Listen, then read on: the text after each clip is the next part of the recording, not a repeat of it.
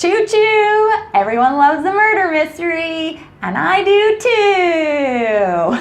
Welcome to Scene by Dawn. Don't forget to subscribe so you can be part of my notification squad. Today I'm going to be reviewing the movie Murder on the Orient Express.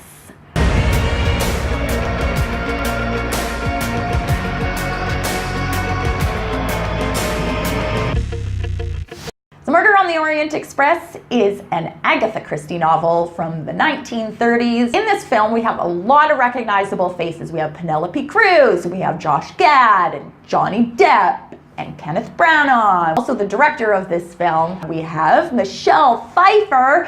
How excited am I? I am so excited that Michelle Pfeiffer seems to be back on the scene again. We just saw her in Mother, and now we're seeing her again in Murder on the Orient Express. Like, I hope this is Michelle Pfeiffer making a comeback. I just love Michelle Pfeiffer.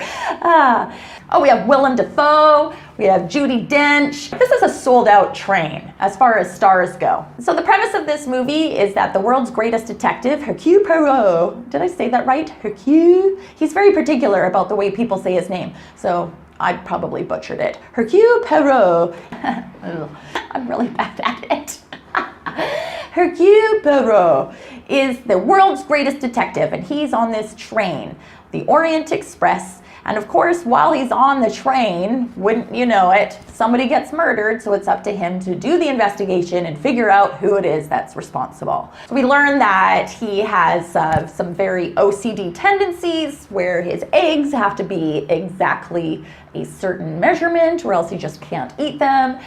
He's constantly fixated on the positioning of people's ties. He notices little details, and these are the things that both drive him mad and help him in his investigation. I also liked his mustache. I don't know, I've read some criticisms online about his mustache and people were disappointed. I liked it. I thought it was creatively layered. What do I know about mustaches? I really like the filming of this film. I liked especially, there's this one scene near the beginning of the film when they first get onto the train and he's walking down the hallway to try to find his cabin, and he meets the different people along the way, but it's being filmed on the outside of the train, so you're watching him through the windows. I thought that was really clever. I love the scenery. The costume design is fantastic. Of course, the dialogue is really great because we're getting it from the legendary Agatha Christie, so you can't really go wrong. It's rather witty and clips along really well. I really liked the characters. I liked how they played off of one another. I was disappointed that Johnny Depp wasn't in the film as much as I was expecting him to be because, of course, Johnny Depp's character is the one that's murdered. But I was disappointed that we didn't see more of him.